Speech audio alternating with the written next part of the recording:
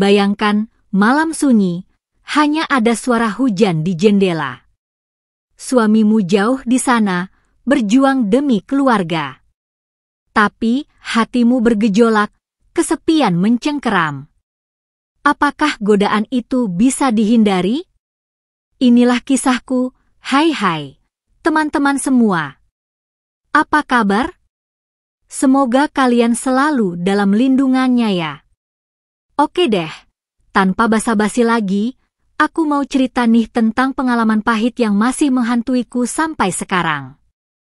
Ini bukan cerita fiksi, ini realita kehidupanku sebagai seorang istri yang kesepian karena ditinggal suami kerja di luar kota. Awalnya semua terasa baik-baik saja. Aku masih bisa mengurus rumah, bekerja, dan berkomunikasi dengan suamiku lewat telepon atau video call.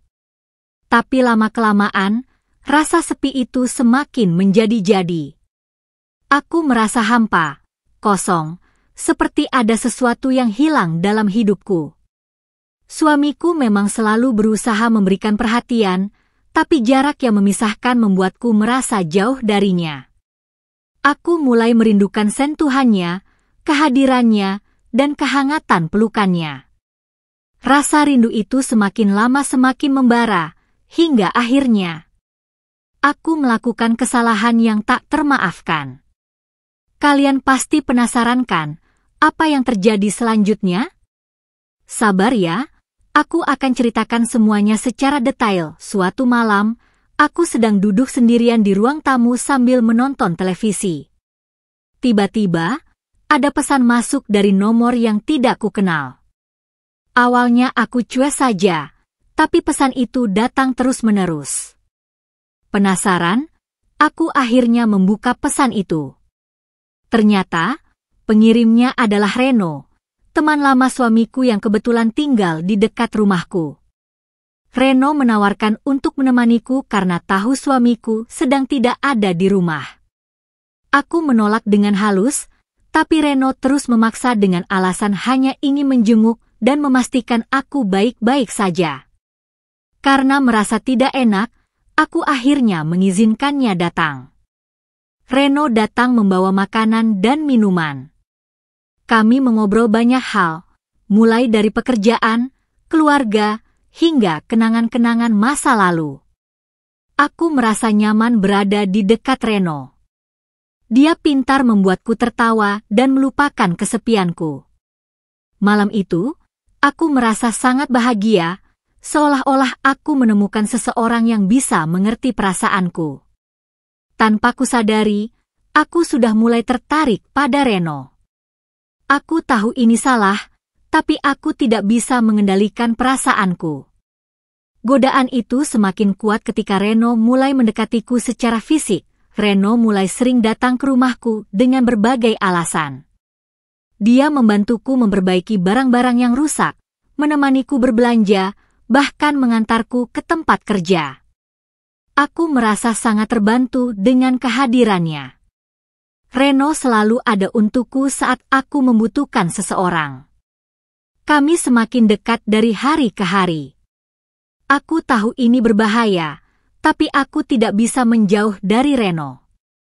Aku sudah terlanjur jatuh cinta padanya. Suatu malam, setelah makan malam bersama, Reno mengantarku pulang. Di depan pintu rumah, Reno menatapku dengan tatapan yang penuh arti.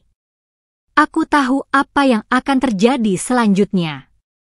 Reno mendekatkan wajahnya ke wajahku. Aku tidak bisa menolak. Kami berciuman dengan penuh gairah.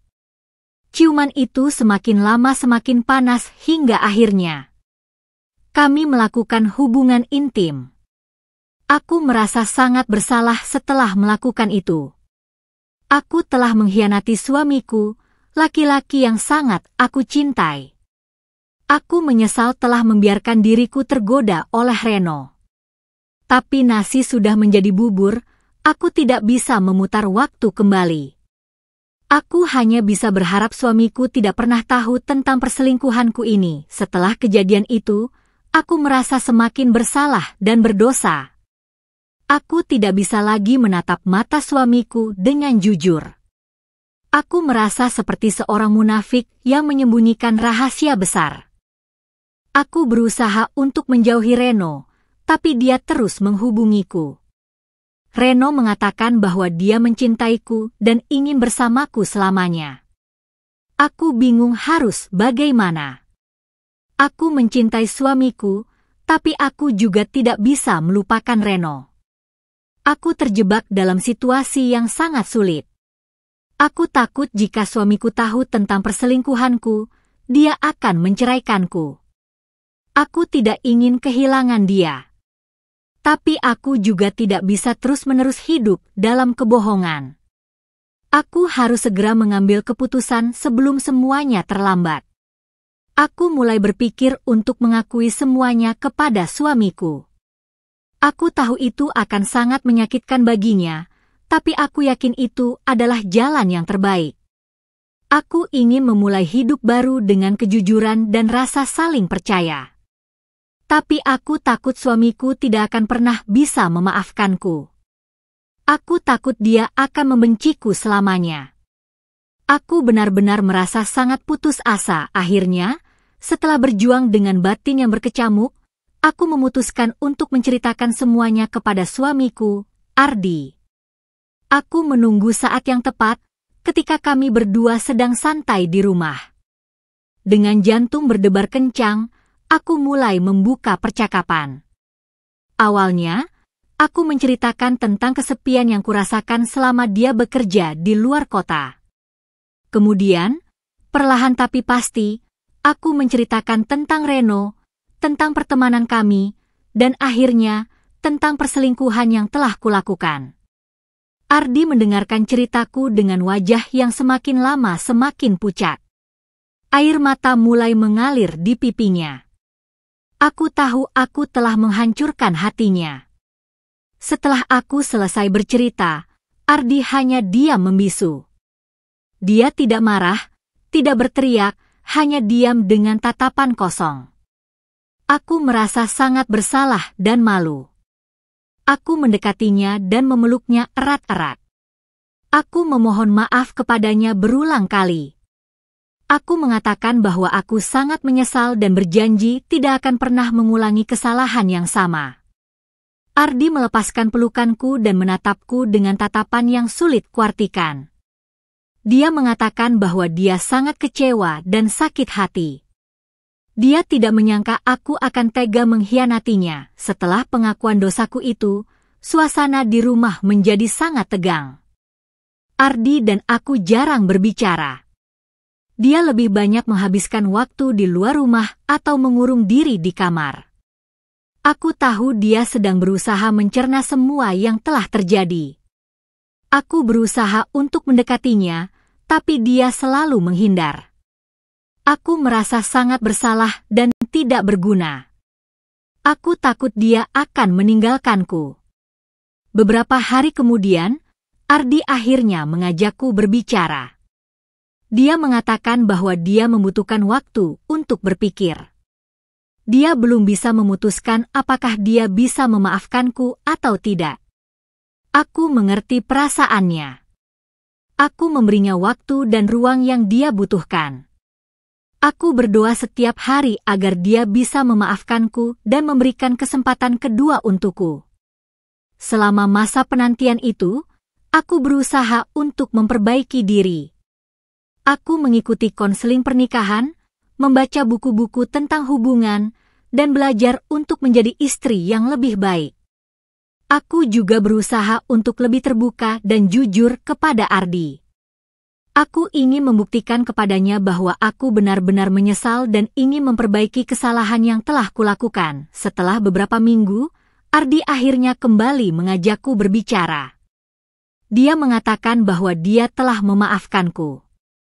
Mendengar kata-kata itu, aku merasa sangat lega dan bahagia.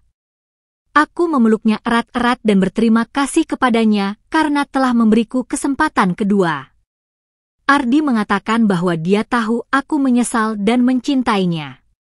Dia juga mengatakan bahwa dia tidak ingin kehilangan aku. Kami berdua berjanji untuk saling memaafkan dan melupakan masa lalu. Kami berjanji untuk membangun kembali hubungan kami dari awal dengan kejujuran, kepercayaan, dan cinta. Setelah kejadian itu, hubungan kami menjadi lebih kuat dari sebelumnya. Kami belajar untuk lebih menghargai satu sama lain dan tidak mengulangi kesalahan yang sama. Aku bersyukur karena Ardi telah memberiku kesempatan kedua dan karena kami bisa melewati masa sulit ini bersama. Aku belajar banyak dari pengalaman ini. Aku belajar bahwa kesepian dan godaan bisa datang kapan saja. Aku juga belajar bahwa kejujuran dan komunikasi adalah kunci utama dalam sebuah hubungan. Aku berharap kisahku ini bisa menjadi pelajaran bagi kalian semua. Jangan pernah tergoda untuk melakukan perselingkuhan. Ingatlah selalu bahwa perselingkuhan hanya akan membawa kehancuran dan penyesalan. Jadi, guys, itulah kisah pahit dalam hidupku. Semoga kalian bisa mengambil hikmah dari cerita ini ya. Ingat, setia itu mahal harganya. Jangan sampai tergoda oleh rayuan sesaat yang bisa menghancurkan masa depanmu. Oke deh, segitu dulu cerita dari aku. Jangan lupa like, komen, dan subscribe channel aku ya. Sampai jumpa di video selanjutnya. Bye-bye. Muach.